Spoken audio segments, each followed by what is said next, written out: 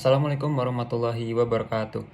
Halo semuanya, perkenalkan nama aku Aryo dan dari kelas 12/7 dan pada kali ini uh, aku mau jelasin tentang materi matematika tingkat lanjut yaitu elips. Langsung aja ke penjelasannya.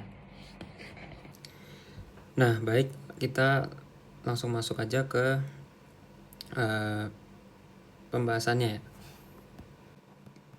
Nah, jadi elips merupakan salah satu bagian dari kerucut yang dihasilkan ketika sebuah bidang memotong kerucut secara miring, tapi tidak sampai memotong alasnya. Dan elips juga didefinisikan sebagai kedudukan titik-titik yang jumlah jarak dari dua titik fokus adalah konstan atau sama. Jadi maksudnya, nah kita perlu tahu dulu apa sih yang ada di dalam sebuah elips. Pertama adalah titik fokus. Titik fokus ada dua. Lanjut. Ini adalah dari ujung sini ke ujung sana adalah sumbu mayor. Sumbu mayor. Kenapa? Nah, sumbu mayor itu adalah sumbu yang lebih panjang. Nah, kita tahu kelihatan di sini yang ke samping lebih panjang dari yang ke atas. Maka yang ke atas ini adalah sumbu minor. Oke. Selanjutnya, ini setengah dari sumbu mayor adalah A. Setengah dari panjang sumbu horizontal adalah A. Oh ya, sumbu horizontal, sorry. Lalu setengah dari panjang sumbu vertikal adalah B. Lalu dari titik fokus menuju titik pusat adalah C. Oke. Begitupun dengan sebelahnya titik fokus ke tengah adalah C. Oke. Lanjut, jumlah jaraknya nih, jumlah jarak titik fokus sama dengan sumbu mayor. Misalkan kita taruh sebuah titik, ini anggaplah titik C gitu ya. Lalu kita tarik ke sini, ya, ini adalah F1, ini F2. Nah, maka panjang ini, ya misalkan ini adalah panjang M, ini N, maka M ditambah N itu sama dengan sumbu mayor. Sumbu mayor tadi di sini adalah 2A, oke? 2A. M plus N sama dengan 2A. Jadi ini set sama dengan sepanjang ini. Nah, gitu. Oke, lanjut dengan hubungan A, B, dan C.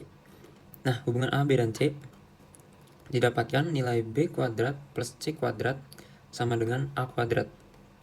Itu didapat dari hubungan tadi. Misalkan C ke F ditambah C ke F yang satu lagi, lalu kita tambahkan titik satu lagi.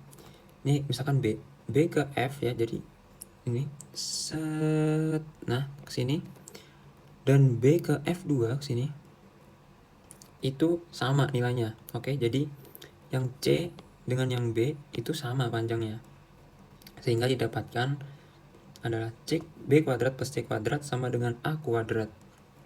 Lanjut ke elips vertikal. Nah, ini kan beda gambarnya ya. Tadi kan miring, sekarang panjang ke atas. Rumusnya tetap sama. A kuadrat plus B kuadrat plus C kuadrat sama dengan B kuadrat. Ini sama aja, bisa ditukar-tukar sebenarnya. Berlaku di keduanya sebenarnya.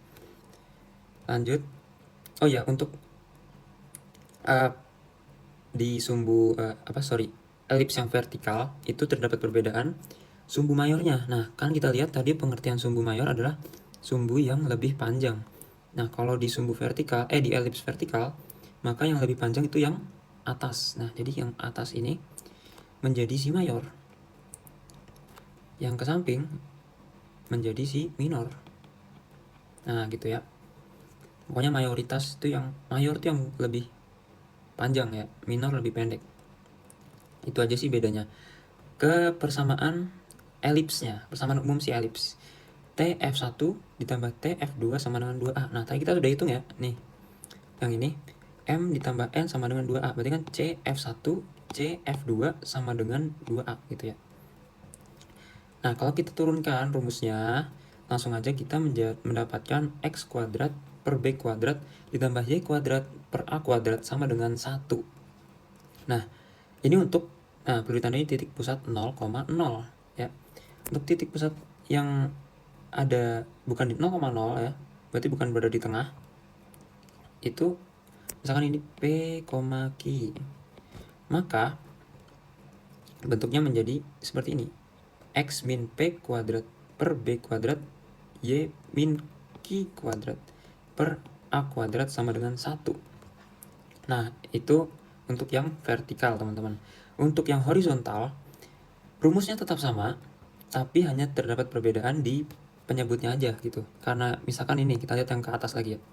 Ini X kuadrat per B kuadrat. Nah, kalau yang bawah, untuk yang horizontal, itu X kuadrat per A kuadratnya. Berarti kan yang tadinya B, sekarang penyebutnya jadi A.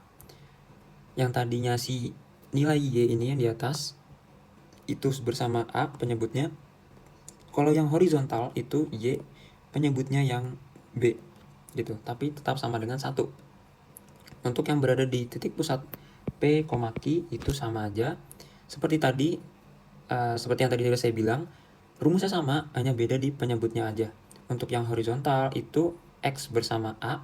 Untuk yang vertikal itu X, ini ya. Untuk yang vertikal ini X bersama dengan B.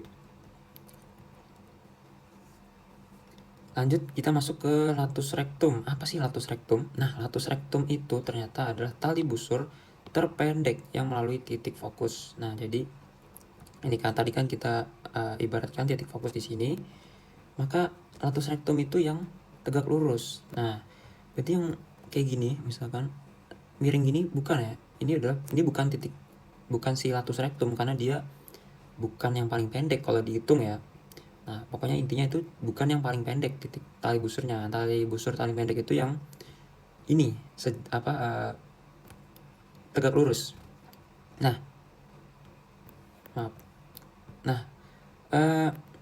kita mencari titik ujung LR gitu. Maksudnya apa sih? Nah, ini LR ya, di atas latus rectum itu C plus minus C, B kuadrat per A. C-nya kok kenapa C gitu kan? Nah, karena kita tahu tadi ini dari titik fokus menuju titik pusat adalah C. Tadi di awal udah dijelaskan, udah saya jelasin. Nah, maka sama seperti ke sebelah kiri, tapi bedanya untuk yang ke kiri karena ini titik, maka bisa minus C. Nah, tapi tetap senilai C, tapi kalau dalam titik itu dia negatif ya kan.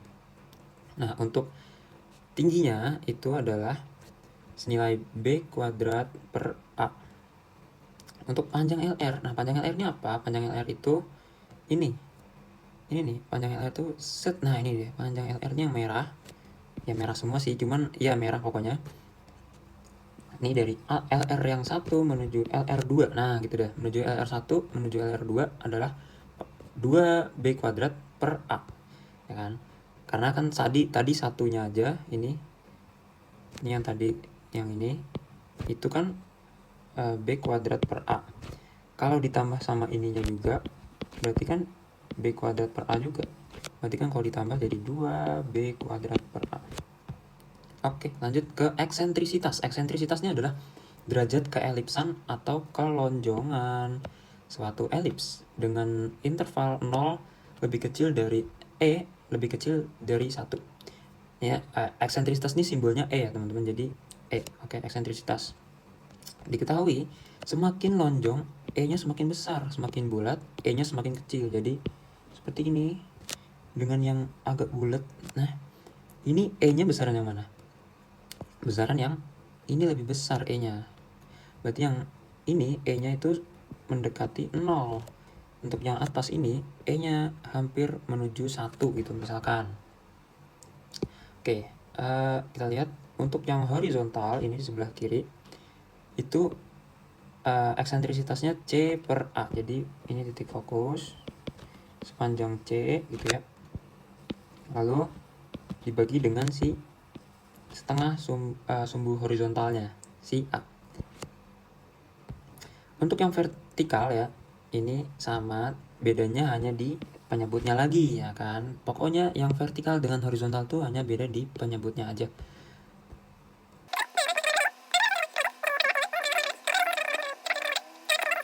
Oke, kita masuk ke contoh soal. Yang pertama, X kuadrat per 25 ditambah Y kuadrat per 16 sama dengan 1. Oke, tentukan titik pusat. Nah, titik pusat satu-satu ya, titik pusat dulu. Titik pusat itu berarti karena di sini sifatnya X. Nah, ini kan sesuai dengan sifat yang ini ya teman-teman tuh. Kalian lihat, untuk pusat 0,0 itu bentuknya sama kayak yang tadi diketahui gitu kan. Nah, berarti berapa titik pusatnya adalah 0,0. Nah, lanjut titik fokus, kita mencari nilai F-nya tadi ya. Nah, untuk mencari titik fokus kan kita pakai koordinat si C gitu kan. Kita belum tahu C, maka kita cari A-nya dulu. A-nya adalah A kuadrat sama dengan 25 gitu. A kuadrat sama dengan 25. Berarti A-nya sama dengan 5. B kuadrat. Nah, kita lihat atas, B kuadrat sama dengan 16. Sama dengan 16. B sama dengan 4. Nah, berarti C-nya bisa kita cari pakai rumus yang tadi udah kita temukan gitu ya.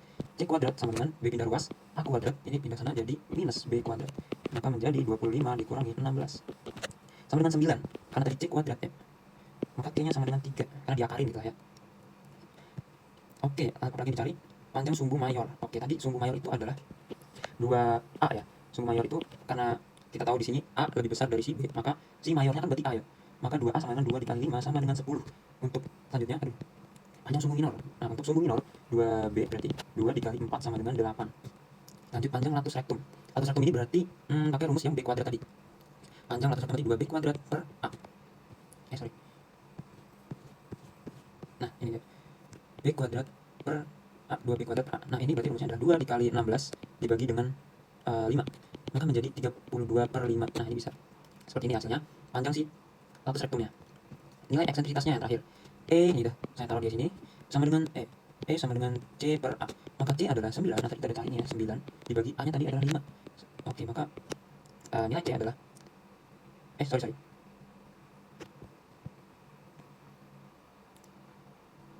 Oh, maaf. Sorry. C adalah 3. Ini belum diakalin, sorry. Ini C kuadrat. Oke, tadi kehapus kayaknya. Nah, C adalah 3 per 5 gitu. Berarti adalah 0,6. Ini nilai eksentrisitasnya. Berarti dia cenderung lonjong ya, teman-teman. Lanjut kita ke soal nomor 2. Nah, ini dia.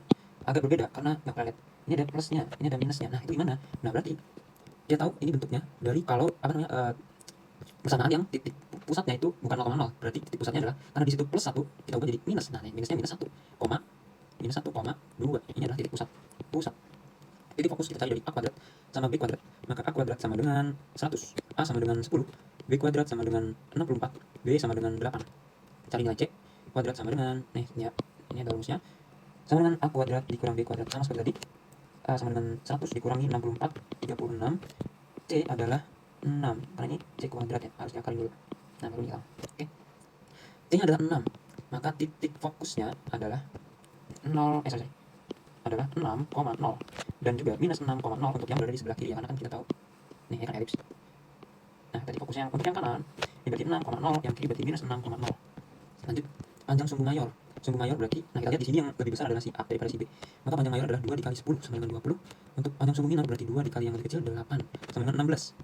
Ini udah. Panjang latus rectum sekarang. Nah, rumusnya adalah 2B kuadrat per A. Maka 2 dikali 8, langsung aja 2 dikali 60, 2 dikali 64 dibagi 10. Nah, ini adalah berapa nih berarti? 128 ya, per 10, maka 12,8. Panjang sih latus rectumnya, ini LR. Nah, yang terakhir berarti eksentrisitasnya. Maka nilai E adalah C dibagi A. C-nya tadi adalah 6. 6 dibagi A adalah 10. 10 berarti kita jadikan desimal 0,6. Nah, ini sama kayak tadi ya, kebetulan ada sama. Nah, udah habis sebenarnya materi dari saya. Tadi udah ada ini rangkuman rumus dan juga kita ada latihan soal. Saya rasa cukup sekian video dari saya. Mohon maaf bila ada kesalahan. Terima kasih. Wassalamualaikum warahmatullahi wabarakatuh.